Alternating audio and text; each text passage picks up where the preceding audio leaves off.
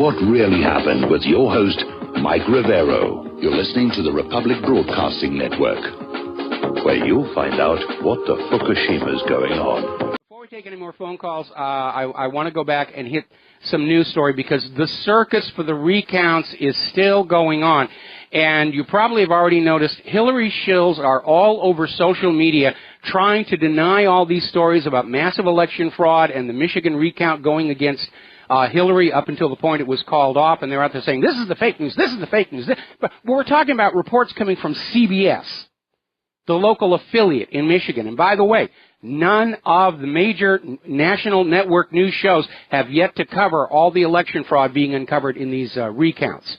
So basically, up to the point where in Wisconsin, Hillary is losing votes left and right. She's down 32,000 votes. Trump's lead is gaining. So that is complete wasted effort in terms of Jill Stein and Hillary Clinton. Now, as you know, the Michigan recount has been stopped because the courts have ruled that Jill Stein, who filed the lawsuit, cannot claim aggrieved status. The recount could not possibly change her result, and therefore she lacks standing to do this. But a lot of stuff has been uncovered in Michigan. There are multiple cases where ballot boxes do not have the correct number of ballots in them. And in one Detroit precinct, there was a box of ballots with what appeared to be an unbroken seal. Everything looked proper. And the tag on the box said there were 306 ballots. The logbook said 306 ballots. The ticket said 306. When they opened the box, there were only 50 paper ballots in there. And this box came from an area that voted very heavily for Donald Trump.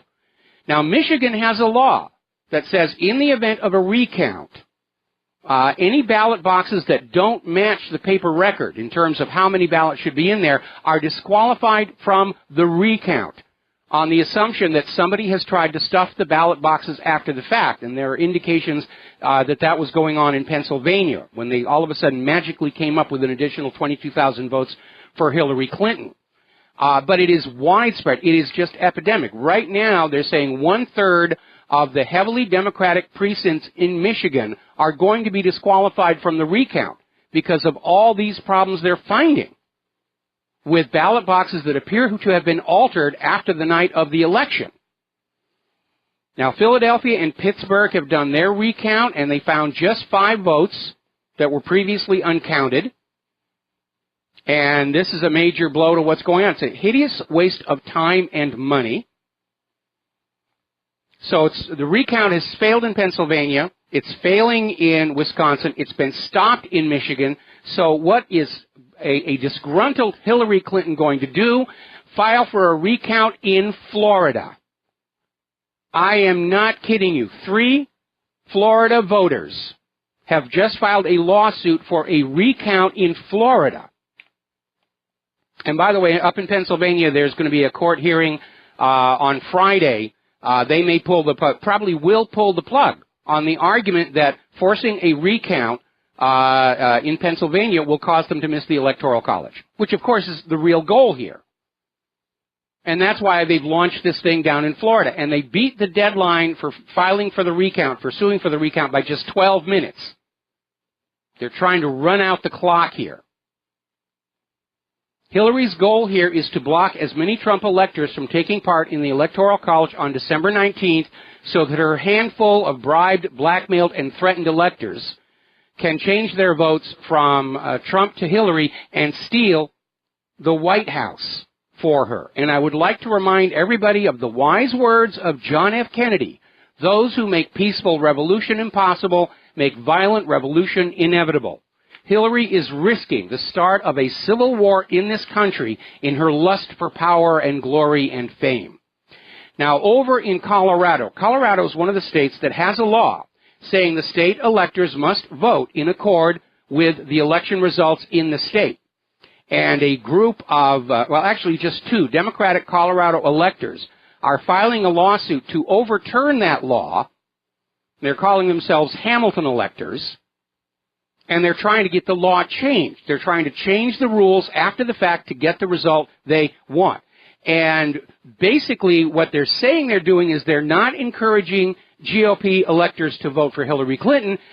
They just want them to vote for some third-party candidate so Trump cannot get the 270 electoral votes. What happens then? The election gets thrown into the House of Representatives. Who controls the House of Representatives? The Republican Party. And remember, there's a provision in the Constitution. If Congress does not believe the Electoral College acted in good faith, they can override. This thing is out of control. Now, down in Texas, there's one of the electors, Chris Supran, who has gone public saying, I absolutely will not vote for Donald Trump, and I encourage everybody, blah, blah, blah, blah, blah. And there are petitions already out there circulating, demanding that the Texas GOP replace him as an elector.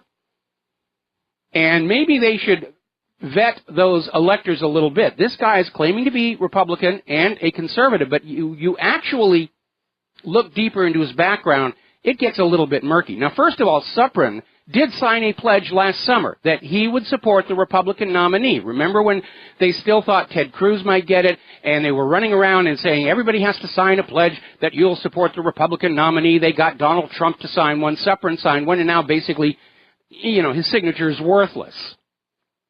But if you go and you look at his Twitter timeline, it's littered with all this Never Trump garbage. He's using megaphone strategies as his PR firm. Its clients include Netroots Nation, Green for All, and Demand Progress. So this so-called conservative is using a far-left company founded by Van Jones as a PR firm. He's a rhino, a Republican in name only, and he's a Hillary plant. And the Republicans ought to vet their Electoral College members just a little bit better in order to avoid this kind of confusion. Now, Cornel West has come on out, and he's basically questioning Bernie Sanders' observation that he thinks the Democratic Party can be reformed. And Cornel West is saying, no, it's too far gone. I am fully in agreement. Our entire existing political structure is corrupted beyond redemption. Both parties. The system itself, it's a systemic problem. The whole system is totally